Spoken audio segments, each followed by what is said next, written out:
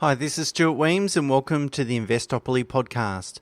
My goal is to give you simple, easy to understand strategies, insights and tips to help you master the game of building wealth. And in this episode, I'd like to share with you 3 alternatives to putting your cash in a bank account. It's surprising to think that only 10 years ago in 2011, that savings accounts were offering over 5% per annum. However, today, you're lucky to get much more than 0.5%, 10 times less than what you were getting. I mean, that's not even going to keep you up with inflation, let alone give you an investment return. So many investors are thinking, well, what else do I do with my cash savings? And that's the topic of this podcast. Of course, with this topic and podcast, and really all my other podcasts, of course, I don't know your personal circumstances, and so the information that I include is general advice only. I say that because quite often we can be tempted just to chase returns, and that might not be appropriate. So sometimes just leaving the money in the bank, even though it's earning virtually no interest, sometimes that is still the best approach, depending on your risk profile and situation. So that's why I put that warning out there, just to be careful. So the first alternative I'd like to talk about is putting money in a linked offset account. Now, of course, this is only available to anyone that has a variable rate mortgage. But given that home loans are between really close to 2% for owner-occupied loans and sort of 3.5% for investment loans, that is variable interest rates. Given that's the case, it's going to make or save you a lot more money than what you'd get if you just put money in the bank. So really, that's the best place for any surplus cash flow. Of course, you should offset non-deductible debt, your home loan first. Once your home loan is fully offset, then of course put any surplus cash flow directly into any variable rate investment loans. Sometimes people worry and say, look, Stuart, that's okay, but it's going to reduce my negative gearing benefits. And I've invested in property to save tax. Well, hang on, you've invested in property to build wealth. Saving tax is just a positive consequence of doing that. So let's not get too focused on that. And I would have really 2 comments in respect to anyone that's concerned about that. The first one is that firstly, when interest rates are sort of 3-ish% or very similar or close to what the rental yields are, your negative gearing benefits are not very material. Sometimes there's no negative gearing benefits anymore because interest rates are so low. So we're only talking in dollar value. We're not talking about a lot of money. Secondly, if you put your cash elsewhere, unless you've got a spouse that's on very low or no income, in which case then you can invest in their name and potentially pay no tax. But putting that aside for a second, if you invest it elsewhere, you're going to pay tax on the returns. So versus if you put it in your investment offset account, you'll save interest, but then you'll reduce the tax deductibility of that interest. You'll have less interest to tax deduct, for example. But in both scenarios, both have tax consequences, so they net each other out. So it's really just about looking at your gross return. If we put it in an offset account, an investment offset account, we're saving 3-ish%, and that's a risk-free return. So that's guaranteed, virtually guaranteed. Whereas if we invest in other areas, it's not guaranteed. There's some risk associated with it, so you need to take that into account as well. So the first option is offset accounts attached to mortgages. Second option, and I'll give you these options in order of kind of risk, if you like, from low risk to higher risk. Obviously, the offset account is no risk because you're always going to save the amount equal to the interest rate. Option 2 is to invest in government and treasury bonds. So if you don't know what a bond is, essentially it's a loan instrument where the investor is the lender and the borrower is the issuer of the bond. So essentially, federal and state governments issue bonds to raise debt, and you can be the investor in those bonds. So essentially, you're lending to the government, if you like. Most states either have a AA or AAA rating, which means the bonds are extremely low risk. virtually no chance of default. The federal government has retained its AAA rating, which is the highest rating, despite increasing the amount of debt that they've increased over the last year as a result of COVID. So they're very safe instruments. Australian government bond index funds are yielding in the range of 2.5 to 3-ish% at the moment. So it's a lot better than deposit rates and arguably almost commensurate in terms of risk profile as well. International bonds tend to yield lower than Aussie bonds, and then also they have foreign exchange rate risks as well, particularly with the appreciating Australian dollar. So probably best to stick to Australian government index funds, which are a cheap, very diversified way of getting access to that bond market. Option 3, if we sort of move up the risk scale a little bit, is Australian corporate bonds. So corporate bonds are very similar to obviously government and treasury bonds, but the issuer is typically large listed companies, which can be the banks, BHP, Coles, these sorts of issuers, for example. They tend to be, they almost always are investment grade rated, particularly if we're investing through corporate bond index funds, which again means that they're rated BBB minus or above, which is investment grade rating. Again, there haven't been any defaults on investment grade debt, corporate debt in Australia, at least in the last 20 or 30 years. So it's not guaranteed, it's not risk free, but again, it's very low risk. Corporate bond index funds are yielding between, say, 3 and 3.5%, sometimes more depending on the type of funds. There's different funds out there. You just need to be mindful of, you can have a bond can have a floating coupon and a fixed coupon. If it's a fixed coupon bond, that they're typically trading above par value, which can be higher risk because obviously you're only going to get par value when the bond matures. So if you're overpaying for that income stream, that impacts on the return. But most corporate bond index funds are dominated by floating rate bonds, so that's less of a concern.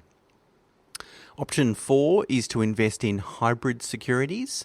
Hybrid securities are typically issued by the Australian banks, and they're an instrument that have characteristics of bonds and shares as well. So it's kind of in between bonds and shares, if you like.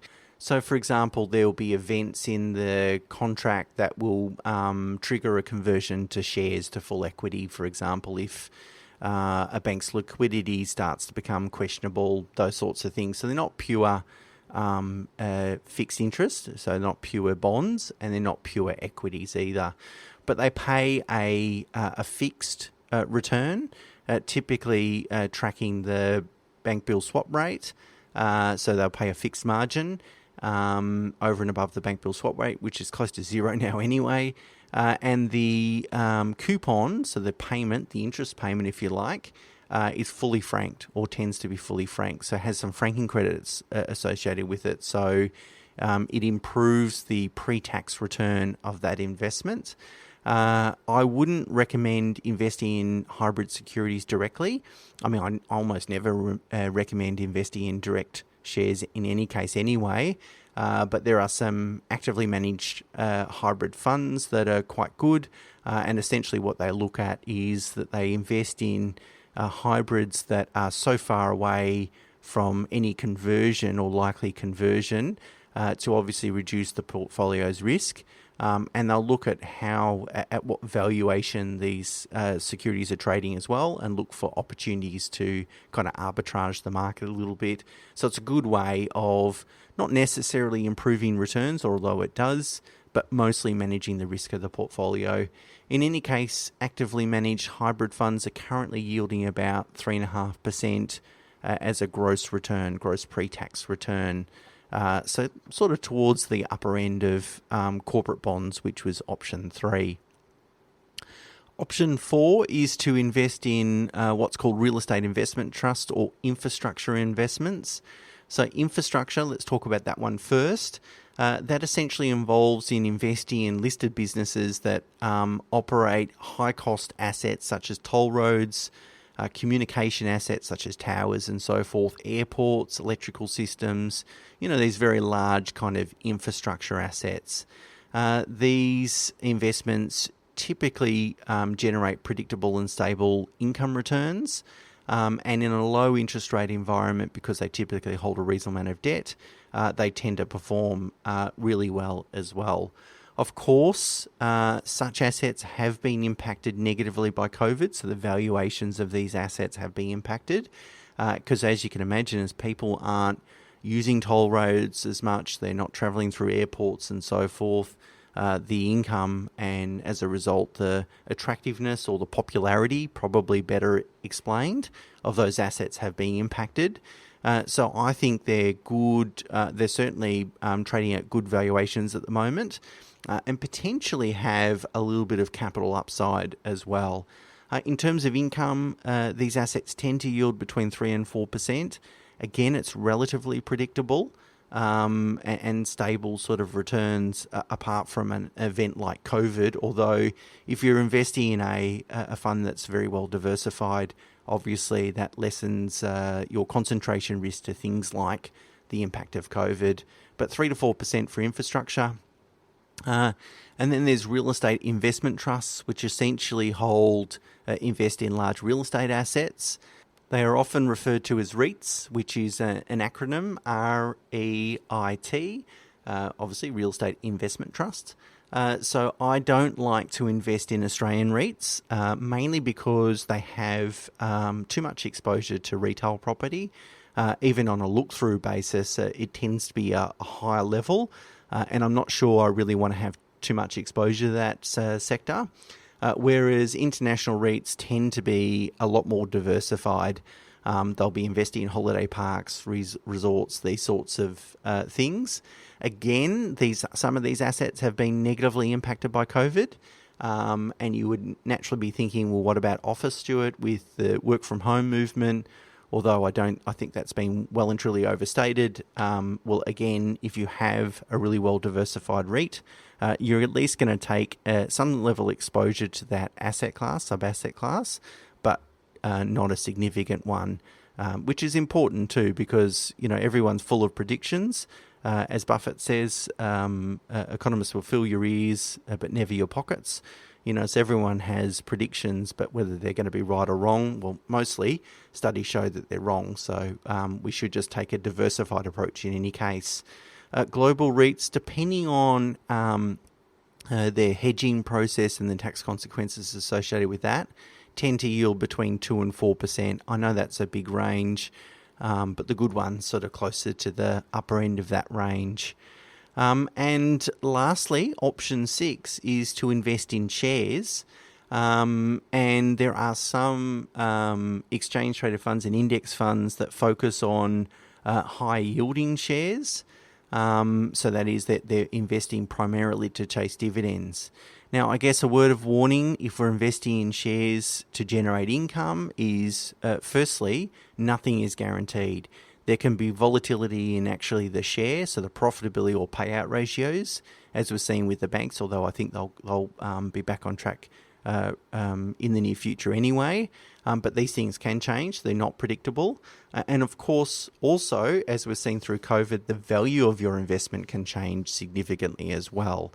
But if you are in the position to tolerate a high level of volatility, that is that you won't need to divest of those assets within the next, say, 5 to 10 years, so you can take a long-term approach, then it could form a good part of your strategy to invest in shares purely for income.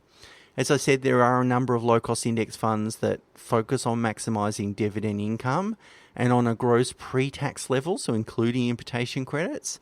Currently, they're yielding in the range of 5.5% to 9.5%. So pretty strong incomes there. But of course, you can't accept or expect a higher return if you're not willing to take a higher risk. And when I compare them to, say, infrastructure, corporate and government bonds, they are on a completely different risk spectrum. So, of course, I said initially the first option being putting money in offset account is probably the best option. But I think that there's a point when people can have possibly too much money in offset. That is that it's not really working hard enough for them. And I guess there's two competing considerations to take into account. The first one is that the best time to repay debt is when interest rates are low. And arguably there's a nice window of opportunity over the next, say, 3 to 5 years where interest rates are going to be incredibly low, and that then allows you a great opportunity to repay debt, that is put money in offset account, and we shouldn't waste that opportunity. Conversely, in the long run, the competing consideration is that it's likely that if we invest in other assets, it's likely that we can generate a higher income, or it won't be difficult to generate a higher either income or return, so it could be growth as well, than what we're currently paying in mortgage interest rates. So if we're paying 3%, what's the chance if we invest over the next 10 years in alternative assets that we're going to generate more than 3%? Well, I'd argue that that's probably not a difficult task to do. So there's kind of a tipping point, I think, and it's going to depend on your circumstances, where you start to have almost too much money in offset account, and it starts to make sense to put that to work. But with most things in life, moderation, diversification is typically the best approach. So using a combination of the 6 different strategies that I've outlined in this podcast typically is the best approach. But ultimately, the correct allocation is really going to depend on, your cash savings amount, and it's going to depend on your financial position, investment strategies, goals, and risk appetite. But hopefully that gives you a bit of food for thought. Of course, if you enjoy listening to the podcast, it'd be great if you could do one or both of 2 things. Firstly, leave a rating or a review on where you listen to your podcast, whether that's Apple or elsewhere. And secondly, please share. Please tell your friends and family that also might enjoy listening to the podcast. The more people I know that are listening, the more I know that my time and effort is worth contributing to producing more materials like this. So that's it from me, and until next week, bye for now.